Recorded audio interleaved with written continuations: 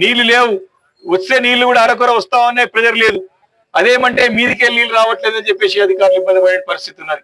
ఈరోజు ముఖ్యమంత్రి గారేమో గాలి మూటలు తిరుగుకుంటా గాలి మాటలు మాట్లాడుతున్నాడు తప్ప ప్రజల సమస్యలు పట్టించుకున్న పాపన పోతలేడు.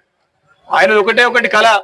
ఆయన కళ అంతా కూడా లేని నగరం, ఒక లేని ఫ్యూచర్ లేని ఒక ఫ్యూచర్ సిటీ, ఏదో ఏదో ఆ నగరం పెట్టుకొని ఫోర్త్ సిటీ అని పేరు పెట్టుకొని, ఫ్యూచర్ సిటీ అని పేరు పెట్టుకొని, ఇల్లు లేదు, ముంగులు లేదు, ఒక మనిషి లేడు, ఒక ఎవరు లేడు అక్కడ. లేని నగరానికి మెట్రోలే తీసుకుపోతా అంటాడు, లేని నగరానికి హెలికాప్టర్ తీసుకుపోతా అంటాడు, లేని నగరానికి పెట్టుబడులు పెడతా అంటాడు. అరే ఉన్న నగరాన్ని గాలి కొదిలిపేసి ఉన్న నగరాన్ని ఫ్యూచర్ లేకుండా చేసి, ఉన్న సిటీకి ఫ్యూచర్ లేకుండా చేసి, లేని సిటీ గురించి ఫ్యూచర్ గురించి మాట్లాడుతూ ఉన్నాడు ఈ ముఖ్యమంత్రి. ఇది ఒక ఆలోచన మీద అర్థం చేసుకోవాలి మనందరం కూడా. కాబట్టి లేని నగరం గురించి కాదు ముఖ్యమంత్రి గారు, ఉన్న నగరంలో ప్రజలు ఇబ్బంది పడుతా ఉన్నారు, ఇక్కడ నీళ్లు లేకుండా సతమతం అవుతా ఉన్నారు. మా కేసీఆర్ గారి హయాంలో బీఆర్ఎస్ ప్రభుత్వం ఉన్నప్పుడు చక్కగా నీళ్ళిచ్చి మండు టెండలో కూడా ఎవరికి ఇబ్బంది కాకుండా చూసినటువంటి ఘనత మాకు ఆ రోజు కేసీఆర్ గారి నాయకత్వంలో ఉన్నది. కానీ ఈ ముఖ్యమంత్రి గారు పూర్తిగా పరిపాలన గాలికి వదిలేసి గాలిలో తిరుగుకుంటా గాలి మాటలు మాట్లాడుకుంటా నేను పగటి కళలు అంటున్నాడు. నేను ఇంకా 20-30 వరకు ముఖ్యమంత్రి ఉంటా, దాని తర్వాత ఢిల్లీ పోతా అని చెప్పేసి పగటి కళలు అంటున్నాడు. పగటి పనులకు బంద్ చేసేయండి ముఖ్యమంత్రి గారు, ఇక్కడ ప్రజలు ఎదుర్కొన్న సమస్యలు పట్టించుకోండి అని చెప్పేసి మేము డిమాండ్ చేస్తా ఉన్నాం. ఇక్కడ నీళ్లు లేవు నాయనా అంటే ఫోర్త్ సిటీకి నీళ్ళు తీసుకుపోతా, ఆడ పొల్యూషన్ పెడతా, నీళ్లు ట్యాంకర్ కడతా, రోడ్ వేస్తా, మెట్రో తీసుకుపోతా, హెలికాప్టర్ తీసుకుపోతా, ఇవే కథలు చెప్తున్నాడు, మాటలు చెప్తా ఉన్నాడు. కాబట్టి ఈ రోజు వారి యొక్క ప్రభుత్వం కళ్ళు తెరవాలనే ఉద్దేశంతోనే ఈ రోజు ఇక్కడ మనం నిరసన కార్యక్రమం చేపడతా ఉన్నాము. అనేక ప్రాంతాలలో నీళ్లు లేక ప్రజలు సతమతం అవుతా ఉన్నారు, ఇబ్బంది పడతా ఉన్నారు, నరకయాత్ర పడతా ఉన్నారు.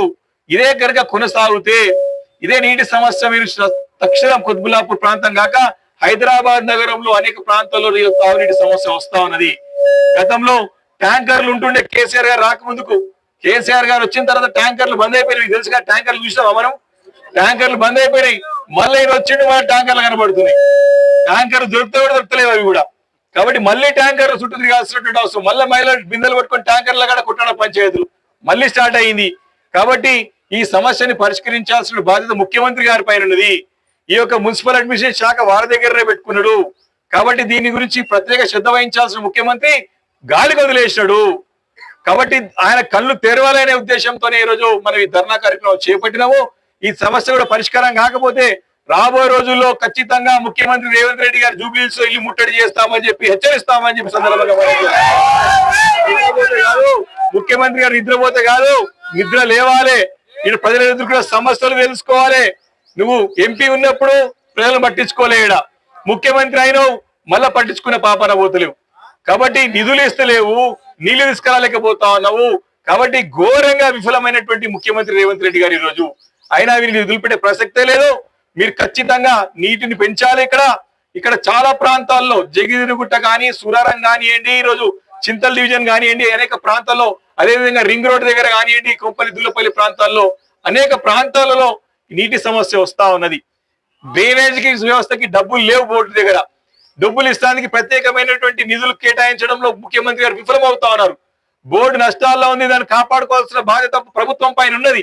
బోర్డుని కూడా కాపాడుకోవాల్సిన పరిస్థితుల్లో లేడు ముఖ్యమంత్రి గారు.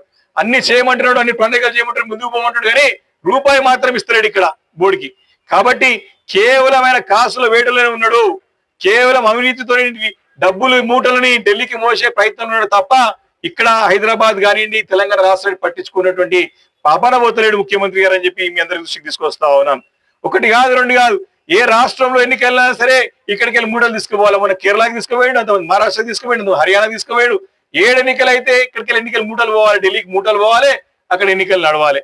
ఆయన 10ని కాపాడుకోవడానికి ఇక్కడ మూటలు మూసి ఇక్కడ 10లు కాపాడుకోవాలి. ఇదే పని పెట్టుకొని మరి ముందుకు సాగుతున్నాడు. మామూలుగా ఇది బేసిక్ కమ్యూనిటీ.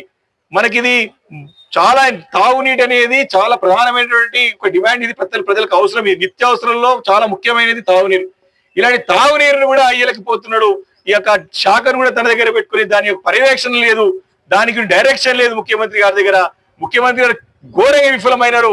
బోర్డు పైన ఎత్తేసి బోర్డు నష్టాల్లో ఉంది, బోర్డును కాపాడాల్సిన బాధ్యత కూడా లేకుండా వదిలిపెట్టేసాడు.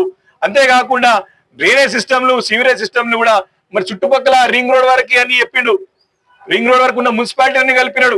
కానీ ఒక్క రూపాయి ఇవ్వలేదు, ఎక్స్ట్రా పైసలు ఇవ్వలేదు. మళ్ళీ వాటర్ లైన్స్ ఓడియాలి, నీళ్ళు ఎడికెళ్ళి తేవాలి, డ్రైనేజ్ ఎడికెళ్ళి పెట్టాలి, అడిగితే సమాధానం లేదు ముఖ్యమంత్రి గారి దగ్గర, ప్రభుత్వం దగ్గర. కాబట్టి మనందరం కూడా మనకు మళ్ళీ నడుము బిగించి పోరాటాలకు సిద్ధం కావాలి. ఈ ప్రభుత్వం మెడలు వంచాలి.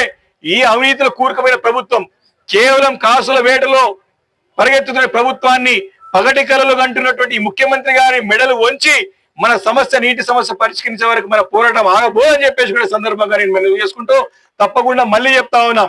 ఇది బోర్డు దగ్గర కేవలం ఈ రోజు మీకు కనువిప్పు కలగనీకే చేస్తున్నటువంటి కార్యక్రమం. ఇదే కనుక కొనసాగితే ముఖ్యమంత్రి రేవంత్ రెడ్డి గారు జూబ్లీస్ ఇల్లు ముట్టడి ఖాయం అని చెప్పి ఈ సందర్భంగా నేను హెచ్చరిస్తా ఉన్నాను.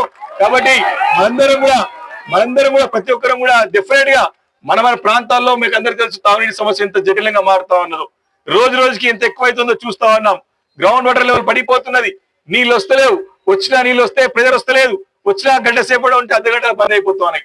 రకరకాలైన సమస్యలు రకరకాల ప్రాంతాలలో వస్తా ఉంది. కాబట్టి దీన్ని మనం ఎండగట్టాల్సినటువంటి సమయం అవసరమైంది. కాబట్టి తప్పకుండా నేను కూడా బోర్డు ఎండి గారితో కానీ ప్రిన్సిపల్ సెక్రటరీ గారితో ఎప్పుడప్పుడు మాట్లాడుతూనే ఉన్నా, మీరు పరిష్కరించాలి, ప్రభుత్వం నుంచి నిధులు కేటాయించాలి, ముఖ్యమంత్రి గారితో మాట్లాడాలని పదే పదే చెప్తా ఉన్నాం. అయినా ముఖ్యమంత్రి గారి స్పందన వస్తలేదు. కాబట్టి ఈ పోరాటానికి మనం పూనుకున్నాం. భవిష్యత్తులో కూడా మన బీఆర్ఎస్ పార్టీ తరఫున పెద్ద ఎత్తున ఆందోళన కార్యక్రమాలు, ఉద్యమాలు తప్పవని చెప్పి సందర్భంగా నేను మనవి చేసుకుంటూ మరి వచ్చినటువంటి నాయకులందరికీ కోరుతా ఉన్నా, మన డిపార్ట్మెంట్ దగ్గర ముఖ్య నాయకులను పోయి రిప్రజెంటేషన్ మాట్లాడి మనం డిస్పర్స్ అయిదాం. ఇది మొదటి కార్యక్రమం కాబట్టి దయచేసి అందరూ సహకరించాలి. మళ్ళీ మన భవిష్యత్తులో కూడా చాలా కార్యక్రమాలు, చాలా మంది చాలా బస్తీల్లో సమస్యలు ఉన్నాయి. కాబట్టి బిల్లు మాత్రం డబుల్ అయిందని చెప్తున్నారు, నీళ్ళు వస్తలేవు కానీ బిల్లు మాత్రం వస్తుంది అంటారు. కాబట్టి ఇవన్నీ కూడా తప్పకుండా మళ్ళీ మాట్లాడి పరిష్కరించుకుందామని చెప్పి మనవి చేసుకుంటూ మరి కాబట్టి మాన్యువల్ చాలా సమస్యలు ఉన్నాయి.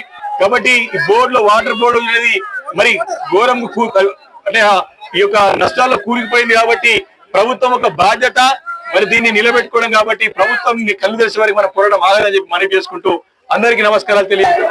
జై తెలంగాణ.